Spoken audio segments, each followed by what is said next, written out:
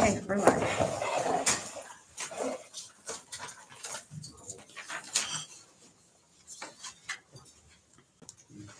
Good morning, everyone. Good morning.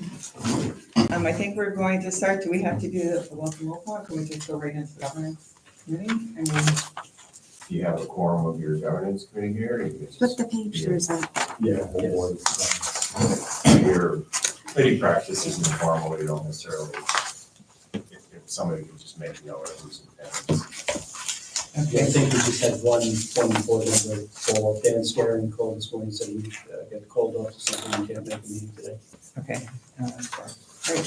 I guess we'll just jump right into it. There was a survey that was conducted, an evaluation of the board. I have the results. Did you want me to read those results, what we have, or just summarize it? Yeah, just summarize it. Okay, so, we got 100% feedback from the board, I believe, on that? we got 4 of the 7 of the feedback, so that's what those results represent. Okay, for the 7. I think everyone agreed to most criteria that was listed. Their only outliners were, the board sets clear and measurable performance goals for the authority that contribute to accomplishing its mission. I think maybe we can have some more clarity on that, because that was one somewhat agreed. And the board knows the statutory obligations of the authority, and if the authority is in compliance with the state law. And one person put somewhat agreed on that as well. So maybe that's something we just need to review in a future meeting. I think because we have a lot of board members that come on and off, it's probably a good thing to just go back and discuss that at one point. And I think that's it for governance. No, then we're gonna. I'm sorry, I didn't realize that this was gonna be first, so I Yeah, no, no, apologize. yeah. I'm like, oh, and then we're gonna do the election of board officers, that's under me. I apologize, everyone, I came off a flight from Florida last night, so not as prepared as I normally would be. Then why don't you kind of? Yeah, so, next in your packet is gonna be the election of the board officers. We have looked at, Alan Alexander, stepping in as chairman. Jeff Stone has, officially retired from working, so we congratulate him on that, and he is starting to come off a lot of the boards. His term is up, so we're looking for a new board member to replace him. He did not wanna get back on. Diana's gonna stay on as governance committee. We were looking to nominate Susan. She felt there might be a conflict with her employer and being the treasurer, so we just need to, at this point, we would nominate a chairperson and a secretary, which is Diana. And then if we want, we can look to add a treasurer. We were hoping to hold the vice chair until we had Jeff Stone's position filled. Well, and if you need me as secretary to fill in the role of the treasurer, going forward, I'm happy to do that as well, until we come to a point where we have a vice chairman and you want to make some more additional changes. So the board would now vote as to nominating Alan Alexander. We'll get to some other questions in a bit with Diana stepping in as secretary and treasurer. So the governance committee is gonna vote on a slate, which will be then approved in the full board meeting. Correct. That's the way it works. Any questions, comments? I believe I need a vote. So I'll need a motion, right? A motion. I'll move that motion, and that motion is in the packet with the exception of Diana, you as secretary treasurer. So I'm moving the motion, the resolutions in the packet, and that one correction. And the second? I'll second it. I should second myself. I'll second it. You have to. We don't have that. Okay, great. And then, So vote with the Yeah, vote. vote. There was no discussion, so you're all good. So No it's just discussion, either so we're vote. good to vote. Thank you, Marcus. Look at how. Aye. Aye. Any opposed? Carried unanimously. There you go. the next thing we're gonna do is just approve the the policies that we have on an annual basis. There's been no change to our code of ethics, conflict of interest, whistleblower policy, procurement guidelines or procurement policy, property disposition policy, investment policy, and property acquisition policy. All those have remained the same year over year. We've had them in place for several years. We've made some, when the Alliance took over, we did make some changes to the positive, but there would be, Diana would need to call a vote for, to approve the policies and guidelines outlined in the resolution. These are all, John, I believe these are all required by the public authorities law. Yeah, it's really, what these will be, because you're acting as a governance committee right now. You'll need to also approve them as a full board, like it's kind of Yep. semantics, but Yeah, no, that's how we all set up. And they've been distributed previously, so you've all had the the opportunity. policies are what you previously approved, that's right. And they were scrutinized them last year to make sure they were consistent both with public authorities law and Sorry, make sure that was. And there's no changes from anything. No, thank the Lord. So Diana, if you're. So we need to entertaining have a motion to approve these guidelines and policies. I'll move it. I'll Second. That's what's in the packet, right, the resolutions? All in favor? Aye. Any opposed? Okay, carried unanimously. Thank you. The I had next- like 3 hours sleep, so I think that's all right now. That's all right. The next, yeah, no, we'll, next time we got you better. The next resolution is the mission statement, which has also been shared, no change from last year. And that this is part of the ABO as well, we need to approve. It is on our website and will be, the link to the website is shared in the ABO packet. So we would need Diana, we need just a A motion to A motion approve the to mission approve. statement. Yep. Motion to approve.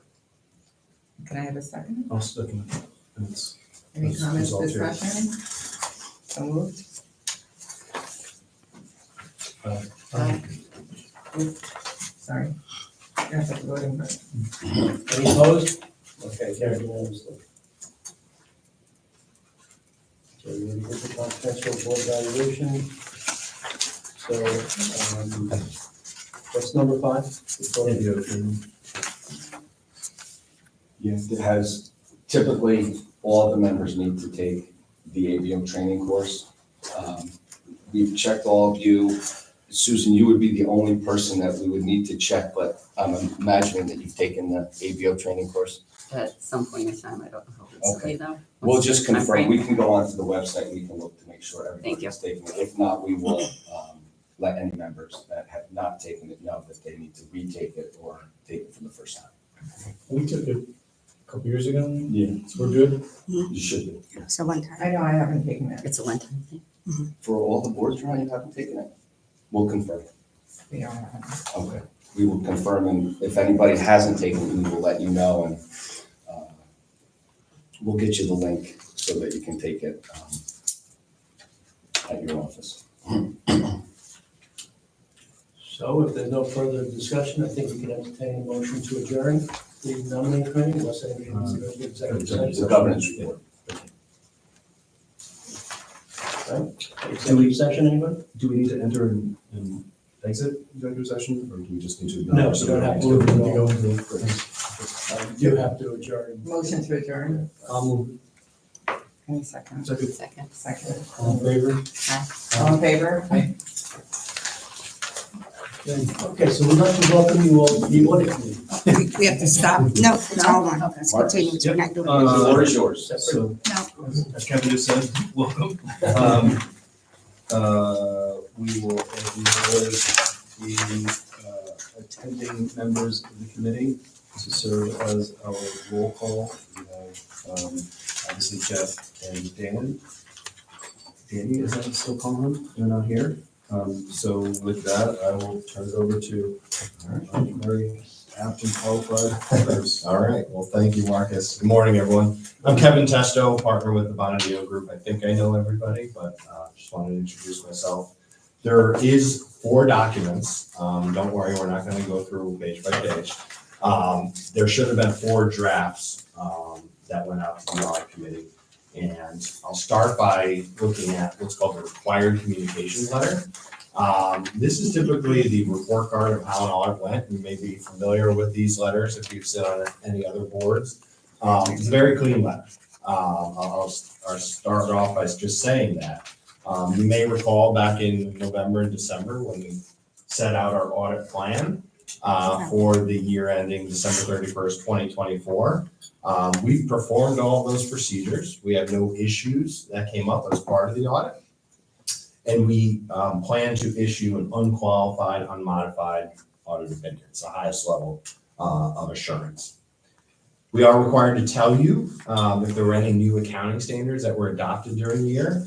This was finally a quiet year. I think you may recall that back from the planning presentation. There was nothing new that had to be adopted, so you won't see any major changes in your footnotes.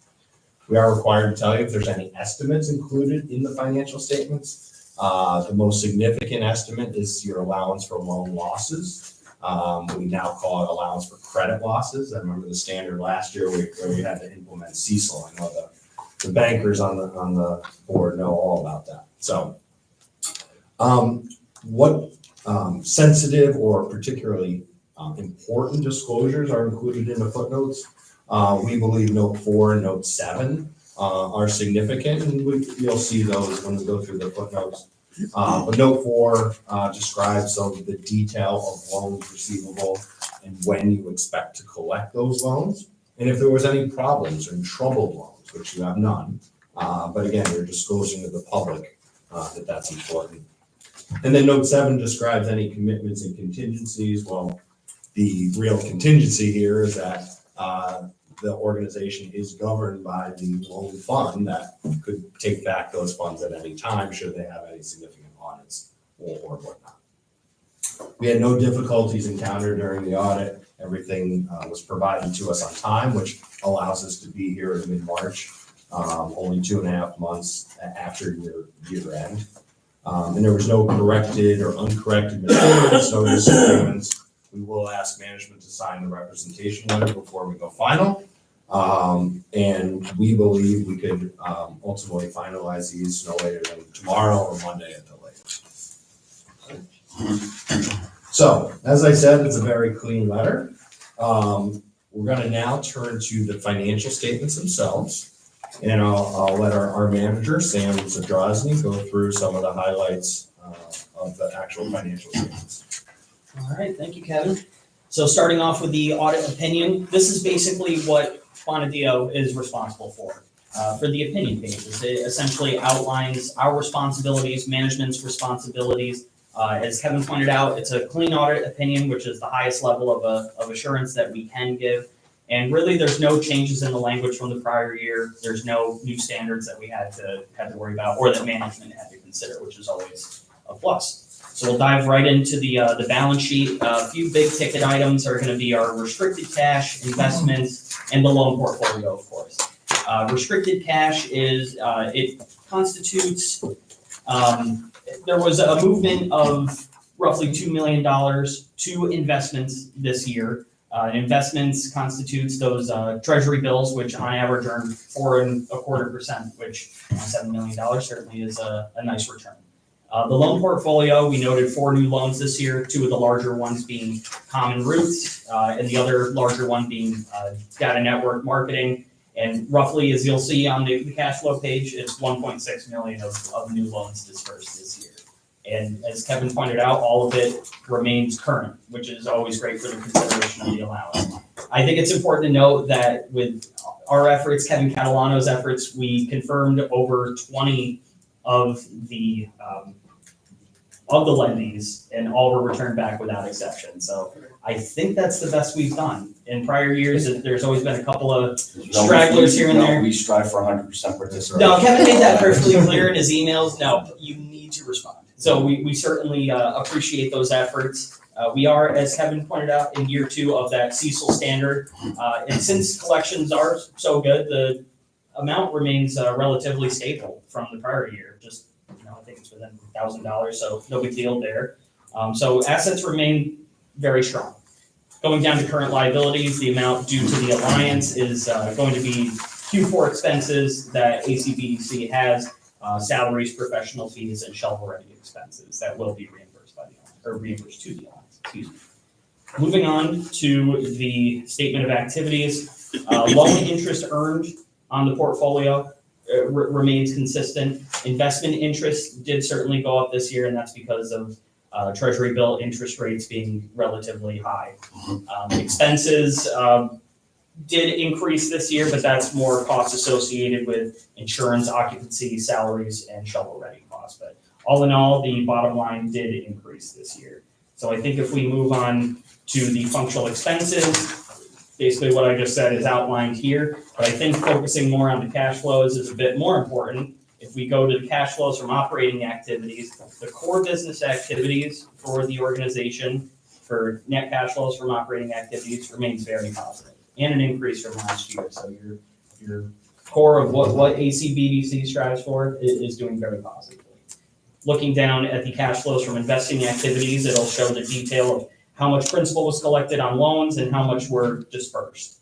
So all in all, cash did decrease, but because of certainly a large transfer to the investment portfolio. Any questions so far? I'll move right to Okay, just remind everybody who data network is. Yes, I have that. Data Network Marketing is the corporate name for the Mailworks, and that was the deal we did in Manans, where they found the property, 50,000 square feet, and we retained 89 jobs in the county and increased by 10 already. So that was a nice opportunity, and Manans was great to work with. And Woman-owned business. woman-owned business, family-owned, very nice. That's a good one. She's won a few awards over the last, Yeah. award circuit over this year. Yeah. Very impressive one. She would have to leave the county.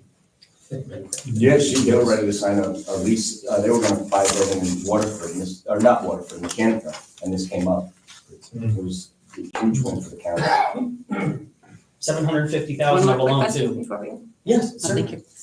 You said that you had heard back from more than 20 lendees. What is the total number of lendees again, and what were the total number that we heard back from, and who are those that we didn't? There should be 48 borrowers right now. They send out 20 loan confirmations, Susan. Well, they ask us to send them out. We send them out, they return them back to them. They tested 20, they received 20 back. We're gonna always test new loans, that's where the risk is, because certainly, an organization we've confirmed for years, the risk isn't as high there. So certainly our larger loans, we will confirm, and any new loans, that's always a given. So we always run through that list with management to make sure that they're on board with contacting these organizations and letting them know, hey, you're going to receive a confirmation, please respond. So over 20 were tested and heard back from, and that includes the 4 new ones. That's correct. Thank you. No exceptions. And on that confirmation, in case you're curious, is the ending balance and the interest rate too, because that also helps our testing when we're looking at the income on the statement of activities. Great, thank you. So looking at the footnotes, as Kevin pointed out, more of our larger footnotes are gonna be 4 and 7, which are management estimates, but footnote number 2 is gonna be our summary of significant accounting policies, which does explain the loans receivable and the current expected allowance. So this goes into sort of the criteria that management identifies to make a allowance for credit loss. But if we look at footnote, I'll skip ahead to footnote number 4. Really, what this does is it gives a projection of the maturities of the loans, and it also goes through, here's how the allowance has been historically for this year and the prior 2 years, and going into what changed the allowance this year. So really, the credit loss expense only increased 1.3K. So, and that's something that we gain comfort over because collections are so high, and because there really aren't any delinquent loans in the portfolio. It gives us an extra level of comfort. I will point out quickly in footnote number 3, we asked management to estimate how many, in dollar value, how many loans are going to be originated during the year, and it's estimated at roughly 1.5 million. And we'll get And if I could just comment on that. Sure. That's We closed one of the loans already this year, and we had another one that is approved waiting to close, or two that are approved waiting to close. That's where we came up with that number. We have an application today, and then we'll have other applications throughout the year. So that was an estimate that we provided based on what was in the pipeline, approved waiting to close, and had already closed this year. That's why it's only 1.5 million. So it's potential to go much higher depending on activity in the year. If you're gonna have me sitting in this seat next year, yes, it needs to go much higher. You got it. We'll be ready. We can skip ahead right to page 9. Really what this shows is how our collection effort's going. And the entire loan portfolio is within that current status. There's nothing past due or even close to, greater than 30 days. So very positive. The only item I'd like to point out is footnote 7, that expenditures are subject to audit by management of Outfit Loan Fund. So, any questions on the financial statements? All right, thanks, Sam. Yeah. The new item I wanted to point out, due to some consultation from the Public Authority Board, you were asked by them to actually have us perform an examination procedure, which does seem a little overkill, but I think it's something that you obviously want to have posted correctly to the website. They asked for a positive assurance report on your investment portfolio. So the fact that you have a policy that says you are only investing in government-backed securities. They want us to look at that policy and look at your investment statement to ensure that that is truly what you're investing in. So we did that, different than an audit, but what you're seeing here is that the positive assurance report is what's called an examination. Is that in the cash flow. Should be. Okay. 14. It's gonna be- What is it? Do they usually do that? Do they usually audit or ask for that to be audited on different groups? Is that We common? have seen it, 19. absolutely. And in the past, 19. we basically sent a letter saying that there was nothing that came to our attention, but they didn't think that was enough. So we tried to get away with doing the least costly option. Okay. And they are now asking for the highest level of assurance, which is the examination report. And is that issued to a certain percentage of authorities across the state, or was that specific to us because they identified us as We're only issuing it for you specifically. I believe they reached out specifically to you. Correct me if I'm wrong, Amy. No, to they say- did. When they did a review of your website, looking for those particular reports. But they do in the ordinary course review websites for authorities around the state. Mhm. And they're happy to publicly identify efficiencies. Right. So if you go on their website, you'll see, Right. that they have great expertise in criticism. Right. But it's triggered by website review, not the Paris report, or? Yeah, so They- because they this review isn't- websites, yeah. yeah, this is posted to the website, so. And I think the reason for that is that the public authorities law and ABO's requirements require authorities to put everything on the website. So they're able to look at your website for compliance purposes. Right. And that's a frequent criticism there is that, you may have a policy, but you didn't post it correctly. One of the reasons why we're doing what we do, having a separate nominating committee, separate audit committee, we all have to be posted separately, in addition to the board meeting, is because of, criticism from the ABO. It's pretty burdensome. So if you actually read that last page of the report, there's literature or quotes right from the policies. And then we say, if we agree with it and have you actually conformed with your policies. That's really what this report is all about. So hopefully, when we issue these, and it'll be posted by March 31st, you won't have any further back and forth. Hopefully. Hopefully, that's the goal. Okay? Can I ask a question? Is that information asked by Paris? Like this type of information? Yes, there's an So- investment report that's included in Paris. You're not doing it. I'm just curious if this was just something in addition of, I'm just thinking the ABO is being burdensome. If there's already reporting of this, why are we doing this again? It's very interesting to me. Independently verified, yes. Right. Investment. So, I'd be curious how many people get asked this. Yeah, so in the Paris investment report, it says, did the authority have an independent audit of investments as required by section 2925 of Cal? So that's what this Yeah. is satisfying, is that requirement. in which, as part of our regular audit of the financial statements, we of course audit investments, right? We confirm your investments and look at the statement anyway, and this is just an additional layer, I suppose, of confirming your policies. Thank you.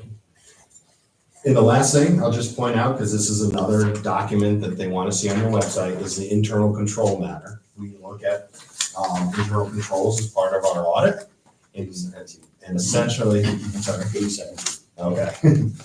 We're issuing an opinion or a letter saying that there were no significant deficiencies or material weaknesses when looking at your internal controls. So there's positive assurance there as well. Any questions on that? Mr. Chairman, would you like to meet with the auditors privately without staff? No, review this ahead of time, satisfied with it. Kevin, you're done? I'm done. Great, thank you very much. All right. Appreciate it. Thank you for having us. All right. Thank you very much. Thank you. All right. Bye-bye. See you next week. See you soon. Oh, yeah. Next week. I'm sure we'll talk today. Take care. Appreciate it. So we have a couple resolutions that we need to approve. So in your packet, starting with the resolution to approve the audit, it's on page 13. Assuming everyone's had the opportunity to review it, I'll entertain a motion to approve, to approve that resolution. So moved. Susan, second. Alan, any discussion? Hearing none, all in favor? Aye. Any opposition or abstentions? Great, thank you. Next, we need to approve the Paris filings. Again, resolution is in your packet. I lost which page that was. Amy? The last. It's the last thing. I think motion. Is there a motion? Diana, is there a second? Second. Susan, is there any discussion? Hearing none, all in favor? Aye. Opposed or abstentions? Great, thank you. And then do we need to approve the annual report as well? I think there's a resolution in the back, or is that for, That is the Paris filings. that is a Paris? Yep. Okay, great. Right, okay. And I know this is tedious, so thank you. Yeah. Can't wait to push that final button. Is there any desire to enter into executive session? There's not, I'll entertain a motion to adjourn. I would move it. Second. All in favor? Aye. Thank you. Any opposed or abstentions? Adjourned. Suggestion before we go out and see if there's any public interactive line. And, Obviously not a Just the real same meeting. I thought I saw a line. Now- I now saw- you're meeting. I thought I saw. Oh, I mean the one that's, we had a look at. I'm like, You don't have to look. I'm like, my head's just not. You saw Just a that second. work that I did on the audit, and you're gonna call it another meeting. I'm like, oh, my cup of coffee.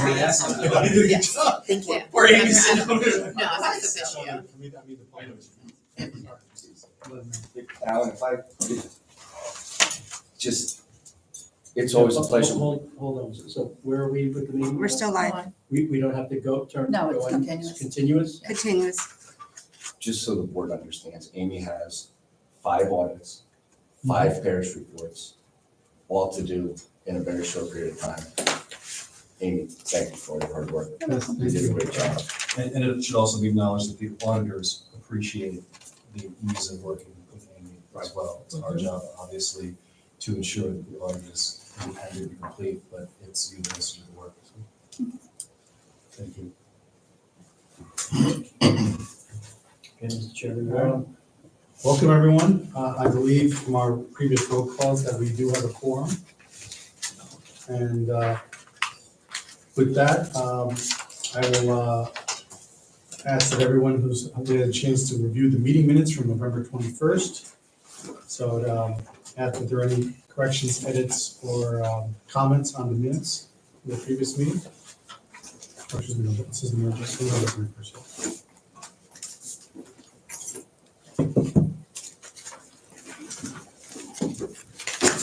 Hearing none, I'll entertain a motion to approve the minutes.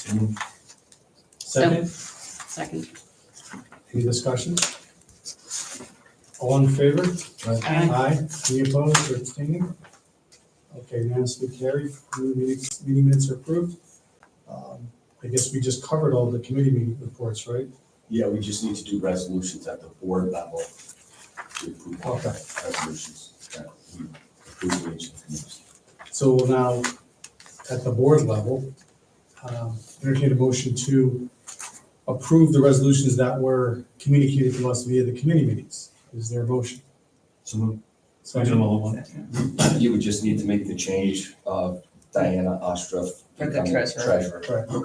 Could I suggest you do two resolutions? One is a vote to consolidate them into a single vote. And then the second vote on the consolidated resolutions. And just for the record, that resolution doesn't need to be changed because it was approved. Gotcha, thank you, Matt, thank you. Okay. So So the motion is to make a resolution that we can combine the two resolutions. consolidate all the resolutions. Consolidate all the So- resolutions into one resolution. I'll move to, that we consolidate the resolutions onto one As for recommended. a single vote. Is there a second? Second. All in favor? Yeah, all in favor? All right, any discussions? Thank you. Any discussion? All in favor? Aye. Any opposed? Motion carries. Now you need a motion on consideration of the consolidated resolutions. So I'm happy to move the consolidated resolutions, including election of officer, committee policies review, mission statement, confidential board evaluation forms, and member training, improving governance report. It shouldn't require a motion actually, right, because it's coming out of committee.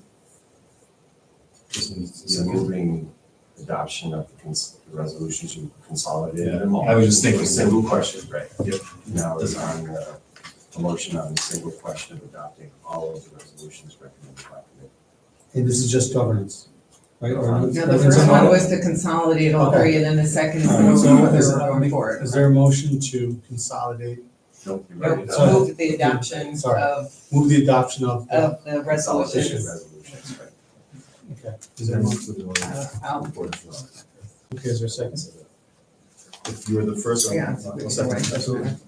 Okay, any discussion? All in favor? Aye. Any Aye. opposed? Motion carries. It's like Robert's Rules of Order, level 12, you know?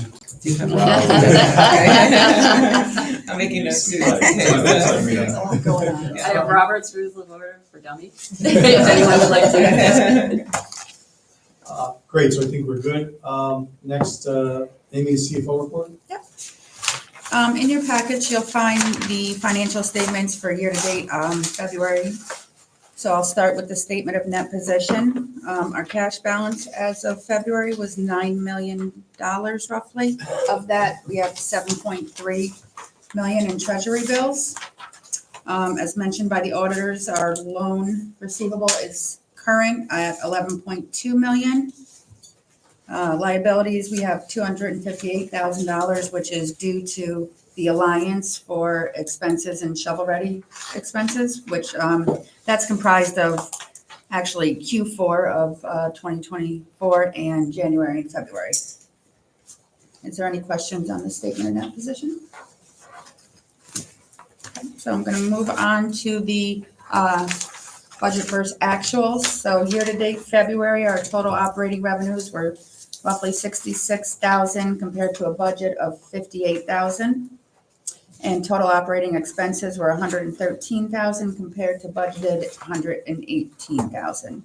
So we have a budget variance to the good of 12,000 as of February. Anybody have any questions on that? No questions, and I'll move on to the voucher for Q4 2024. You have two vouchers. The first one is for operating expenses. The voucher is $112,626.80. Of that, there's roughly $80,000 for salaries and fringe benefits, $9,000 for professional fees, and $24,000 for other business expenses, which include rent, insurance, and other operating expenses. And then moving on to the shovel-ready site voucher, which is $32,310. Of that is $30,000 that we paid for a feasibility study to National Grid for the Altech loan site, and $2,300 for legal. Are there any questions on either vouchers? So the total remaining on that budget is 905,000, is that correct? Yes. Okay.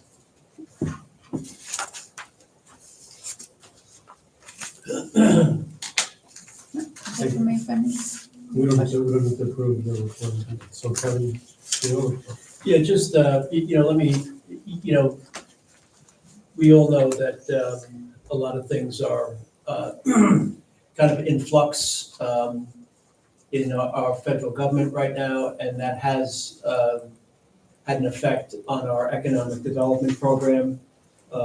Most pointedly in New York, the uncertainty around offshore wind now, as you all know, that was one of the major components of our economic development strategy in the county here. I've heard different things about the future of offshore wind. I think it's too early to tell, but one intergovernmental specialist that I was talking to said that given the amount of money that's already been spent in offshore wind and the existence of many of these projects in red as well as blue states, the political calculus is such that this is probably going to come back. But as we stand right now, everything is on hold in the offshore wind business. So all of the projects for Port of Albany, Port of Queens are kind of on hold for the moment. We are going to be going to the big offshore wind show in Virginia Beach in April. And the purpose of that, we're going to be sending just a couple of people, not our usual full staff, but just to get a really pulse from the industry on what they think is going on. But again, large sums of money have been spent. In New York, the oceanic real estate in New York State alone, where these towers would be built, 10 or 15 miles offshore, was auctioned off for over $4 billion. So companies bid and now have rights to that real estate and spent $4 billion to get it. So I think there's going to be pressure to do that. And it was commented that if nothing else, the new federal administration is transactional, right? So that if there's enough pressure, and money usually generates pressure, that this could all come back to be. But we have had, so that's on the offshore wind. On the tariff side, we have seen a change of temperature from our foreign investors in the U.S. Most notably, directly affecting us, we did a project with Atlas Copco out in Voorheesville. We approved an IDA and a stage grant for them, and their board chose not to vote on that project going ahead. They didn't disapprove it, but it's postponed for now, I guess is the best way to put it. And we're hearing the same from all over the state, particularly, not surprisingly, with Canadian investment in the U.S. So it's a little bit of an uncertain time right now where, trying to figure out, what we do with some of these larger ones, which tend to have foreign partners. We did just recently county executive hosted a delegation of Asian offshore wind manufacturing representatives. And, they seem to be moving along. We'll see. So, other than that, I think one of the other things that we're going to try to get done this year is a refresh of our economic strategy. It's been over 5 years since we did the original strategy. And, it's probably just a good time to do a refresh on it, just to make sure that, all of those things that we think are right for us to pursue are still in fact right for us to pursue. So that's something that's going to be coming. All of you will be probably interviewed by whoever we choose to be our consultant to get your input and feedback from there. Last two items, the College of St. Rose, we are newly created authority, state public authority, the Albany County Pine Hills Land Authority. It is now in full possession of the campus. We issued some $40,470,000 in what they call appropriation revenue debt. It's not general obligation of the county, it's appropriation, means that the county appropriates every year the debt service to service these $40 million in bonds. The bonds were bought by one party, M&T Bank, who's the bank to the county, and it made the transaction go very quickly and smoothly because everybody kind of sort of seems to know everybody. So that was quickly followed up the same week by the real estate closing. So we had to issue the bonds and then do the real estate closing, which, is a little complicated. We've got 71 buildings, 930,000 plus or minus square feet of space on 27 acres in the city of Albany here. So, that's underway.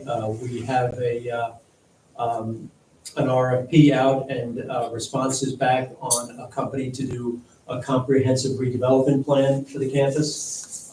In the interim, the county executive employee has offered and was very eagerly accepted to have some temporary office space on the campus just to get, warm bodies walking around and human breath being breathed in those buildings again. It's, buildings deteriorate more quickly when they're empty than when they're occupied.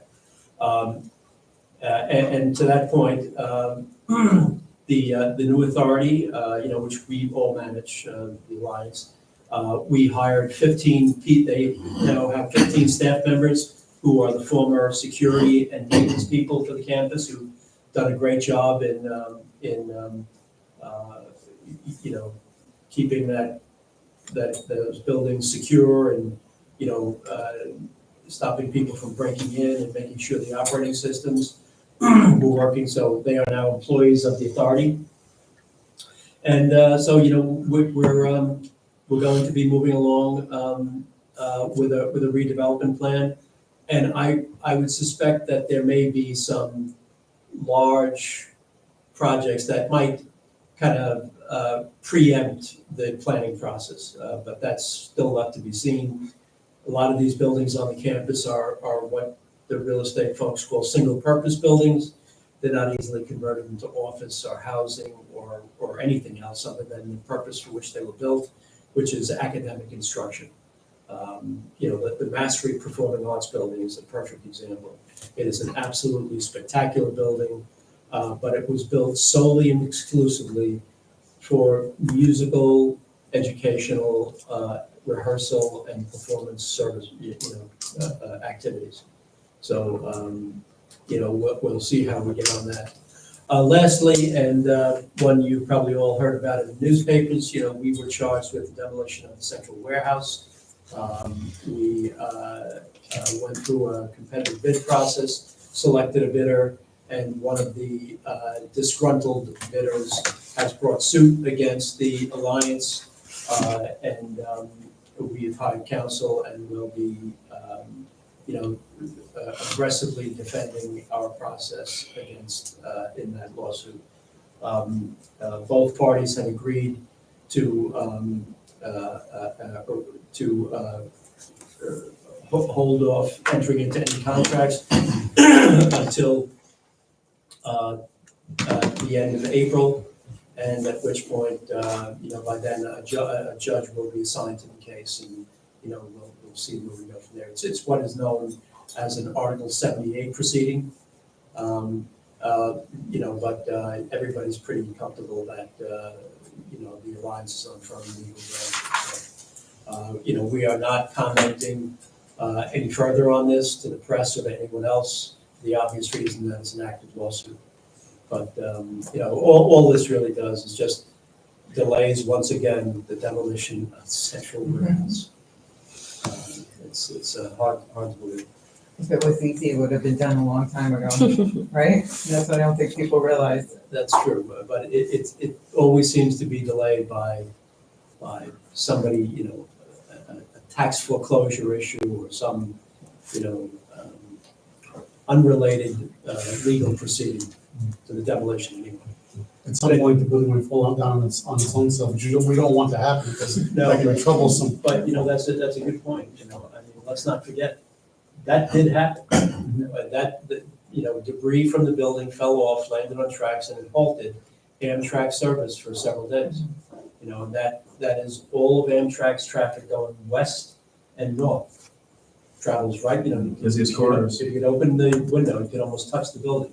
And that's why it's now wrapped in that netting, which is not really, anything catastrophic happen, that netting's not gonna stop it. That's for the smaller debris to stop from falling down. But so the Alliance owns that property.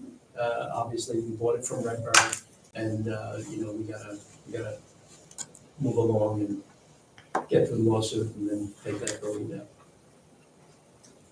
Kevin? On the St. Rose maintenance, is it fair to characterize the, are they 15 maintenance employees now, employees of the authority? They're both, they're maintenance and security. Thank you. And these are the people that work out of the building on Partridge and Western Avenue. I'm told that some people know it was a former dentist's office. I didn't know that. But yeah, they're kind of, they're the ones who go around, 3 shifts, 24/7, go around making sure the buildings are secure, that there's no broken windows, that, there's no vagrants trying to break into the buildings to stay warm, which they found, they've had to deal with. There was one break-in where somebody stole a couple of computers and they were caught, but those are, so, and so it's the security people and plus some, office cleaning type people. And are they being maintained at the same salaries, working agreements? Actually, we gave them a 3% increase when we brought them on to kind of mimic the county's increase. They had not had, because of St. Rose's financial situation, they had not had any increases in 5 years. So they were very appreciative of that, and actually some of the staff who left had come back because of, these people really are loyal to the College of St. Rose and have very deeply held allegiances and feelings about the college. Many of these people have been working there for 25 years. 25 years. Try getting a job after that when you're used to only one building. That's great that you guys hire them. And I think all but one accepted the offer. But they're not county employees, so have we? I'm sorry, They're Susan? not county employees. No, So they're- we've separately contracted for insurance and Yes. Yes, they are employees of the authority. public authority, the Albany County Pine Hills Land Authority. Great, thank you. Kevin, this consultant they're gonna hire for the development plan. I mean, obviously, the management building is a single purpose factory building. Right. So I'm assuming they're gonna put together a proposal on how to repurpose it or how to use it in some capacity. Correct, and there's already some interest from parties that might be able to make a go of it, and but yeah, that building and the science building on the campus, the Hearst Communications Building. You know, these are, you know, very specific, the dormitories too, you know. Some of the dormitories are, you know, the buildings are pretty darn close to end of life. But, you know, the Centennial Hall, the new dormitory authority, the new dorm on Madison Avenue, I suspect that that's probably going to be maintained as a dormitory by somebody. And without getting into the details, the consultant, their process will involve charrettes with the public. Absolutely. Public engagement was a huge part of the RFP we sent out, and, you know, we've all been through these things, you know, as Marcus said, you know, the whole design, charrettes for the neighborhood, you know, and the various stakeholders around throughout the county. You know, we expect that these are gonna be multidisciplinary teams that respond to the, you know, architects, engineers, land use planners, designers. Some combination of those would likely be the respondents and the successful bidder. But, you know, my recommendation to the board is, you know, you've got an extremely unique opportunity here. Absolutely. That, you know, this just does not happen very often. And you've got an opportunity to do something that, you know, is completely within your control to shape a neighborhood. The only thing that I could say comes close to it is what the medical center did around the Park South area. You know, capitalized Albany, at that point, acquired some 20-something buildings, and then turned them over to the developer who built that whole neighborhood out. And that literally changed the direction of that neighborhood. You know, that was a tough neighborhood down, you know, Myrtle and Morris, right? I was on the planning board and chaired the planning board for the end stage of that, as well as the vast majority of the development of the St. Rose campus. Right. So that Yeah. great knowledge, like that's exactly the same. So, you know, we'll see. I mean, it's, you know, another one of the overriding objectives for the authority is to pay back the $40 million, well, it's actually 35, but $4 million of that is a debt service reserve fund, which comes back. But the authority has to pay the county back for all the debt service that they're paying to retire these bonds. And but it's a very attractive bond issuance. It's a 15-year amortization schedule. First 5 years is interest only. I mean, it's at almost 4.4% interest rate, tax exempt basis. It's a pretty nice, borrowing that the county, and the reason is because the county's in such good financial condition themselves. They are an A-rated credit, have they have significant reserves, financial reserves, and that made this, even though it's not general obligation debt, that made this issuance a lot more attractive and was priced accordingly. So this is quite a job to get done. So that concludes my report. Marcus, do you have a point that? Just a question, when did we approve the fourth quarter voucher? Today? Did we include that? Yeah. That was Yeah. in the financial report. Yeah. Fourth quarter, January and February. No, just fourth quarter. And then January and February will go out as a complete quarter. So Okay, that was just the, that was just fourth quarter. Okay. Yep. So the next one, first quarter of the next one. Thank you. Okay, great. Kevin? Thank you, Chair. If you recall from our past meetings, we read the resolutions of what we're gonna be discussing, and then somebody would need to make a motion to go into executive session, and John can help us do that, where, because we'll be speaking about personal financial information of the applicant, then we will come out and we will vote on the resolutions, Each one or as collective? each one. Well, I'll let John. that would be impossible. Yeah, you can have one executive session. Yeah, I'm sorry, one executive, yes. All right. So the first resolution we'll be reviewing is to Eckert Mechanical or potentially newly formed real estate holding company, principal loan amount of $300,000, interest rate of 4%. Terms would be a 5-year term based on a 20-year amortization. The guarantees would be an unlimited corporate guarantee of Eckert Mechanical and the personal guarantee of Russell Lincoln. Collateral will be a second priority mortgage and assignment of rents on the premises of 49 Sicker Road, and that would be behind Pioneer Bank. The second we will be looking at is, Yeah, what about the jobs on these? yeah, we'll get into all that. Right now, they have I think 23 jobs.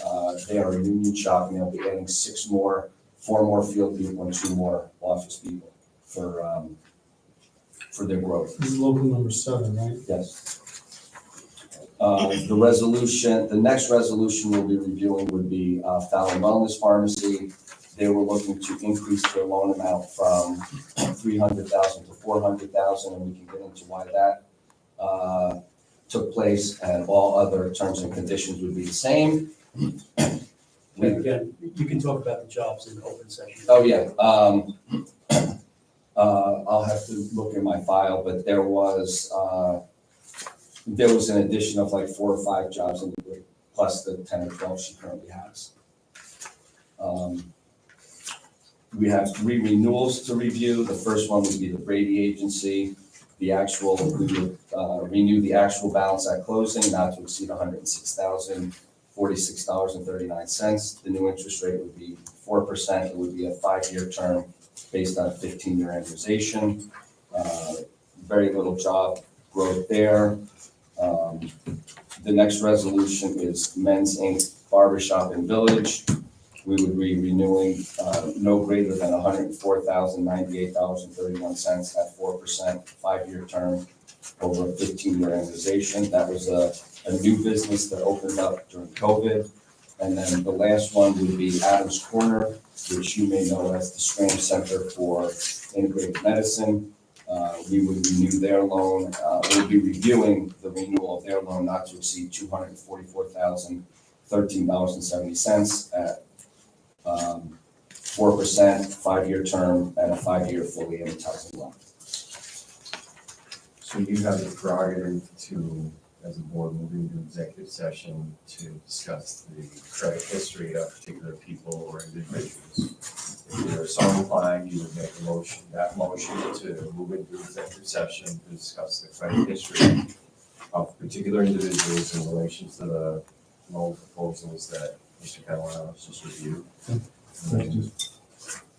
Is there a motion to enter an executive session to discuss the prior history and financial information of the applicants? Yeah, is there a motion? Yes. Second, So what I'm, any discussion? All in favor? Aye. Any opposed? Executive session. You're gonna wanna shut down. Yes.